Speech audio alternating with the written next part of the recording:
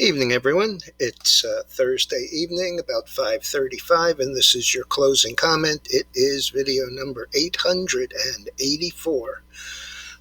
And it was a pretty strong day where we had new all-time high closes in the NASDAQ 100, the QQQ, and the S&P 500. All of them closing, as I said, at new all-time highs. The early news was the claims information, where the initial claims were down 14,000 to 385, which was under expectations and not overwhelming, but the continuing claims fell to 2,930,000 from 3,296,000, and that is a post-pandemic low. On the not so great news, we had trade numbers, and the trade balance was minus 75.5 billion versus minus 74.2 expected. So not great there. In any event, we had plenty of news around. Let me just go through the numbers here. We had the Dow up 271.58, 0.78%. The NASDAQ up 114.59, also 0.78%.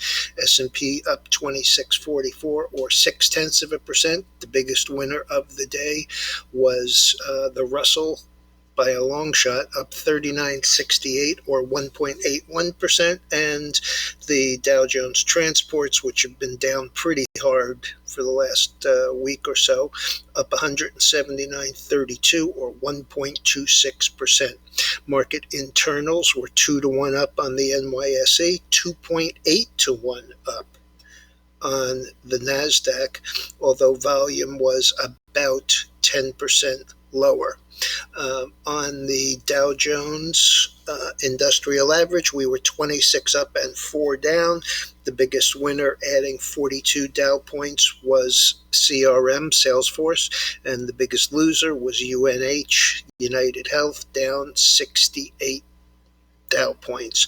The reason for the UNH, which closed at 411.21, down 10.33, or 2.5%, was Cigna. Cigna had a beat on top and bottom line, but the stock had closed at 231.48 and traded down as low as 199.66, and finished the day,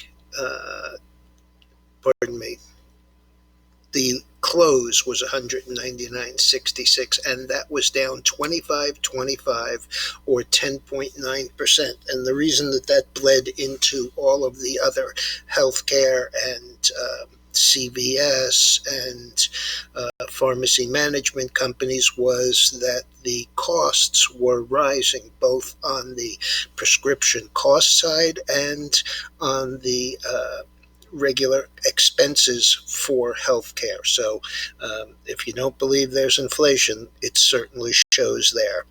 Okay, Dropbox after the close beat top and bottom line, had closed 31.58, up 16 cents, traded as high as 33.20, last is 32.65, up $1.23, or just under 4%. And SPCE, Virgin Galactic, was a beat on revenues and a miss on earnings, but what they have is they're reopening sales for their space tourism. The stock had closed 31.53, up 75 cents. Last is 33.52, up 274, 8.7%.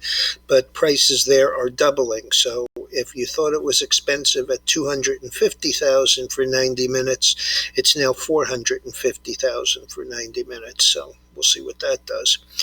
Also, Expedia was a beat on revenues and a huge miss on earnings. The stock had closed 161.69, up 844 or 5.5%. Immediately traded down $14 to 148.32. Last is 152.18, and that's down $1.07, but really on the day down over $10. And everybody's favorite new meme stock, Robinhood, which this morning I told you had been trading at 64.90, down 5.80, actually closed the day at 50.97, 50.97, down 19.42 or 28%. That's on the fact that they're selling 97.9 million shares from selling shareholders. We also had the new issue, WEBR, WEBR, everybody's favorite kettle barbecue grill. The deal was done at 14. It opened at 17.10, traded in a range of 15.10 to 17.25. The last is 16.60, up 260 or 18.6%. Chart on the screen is Bitcoin, and it looks pretty constructive here. Bounced off the 200-day moving average again. But I want to remind everyone that as much as I like crypto in general, I don't favor Bitcoin, although it's the first name that comes to people's minds. I sold all my GBTC at a fantastic profit and put the money back into Ethereum, which I believe has more commerce behind it, is an open source system platform that people are building the non-fungible tokens on. And to give you an idea of what that looks like for the week, Ethereum is up 20% and Bitcoin is up 1%.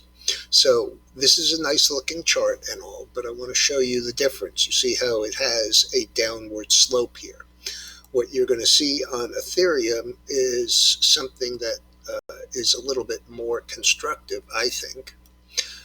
Today's action was Bitcoin up 2.3%, Ethereum up 4%. But as you can see, it came down and bottomed here and has been leaning towards the upside. We're still over here in Bitcoin. This has 4 days where it gapped up, came back down right to the 5-day moving average, and has worked its way higher. As I said, up 3.98 today versus up 2.3 for Bitcoin. The oil recovered a bit today, up 90 cents. It was higher, excuse me, and while it did sell off a little at the close, it still finished way up on the range, and with a slightly lower low and a move up. So lower high, lower low.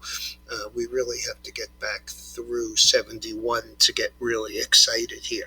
The dollar was down about 2 cents and bonds were down about 3/4 of a point. So there you go, folks. That's what I have. And I'll be back first thing in the morning. And I remind you, if you like the work, please hit that subscribe and the notification button, because it really helps support us. All right. Have a good one. I'll be back in the morning.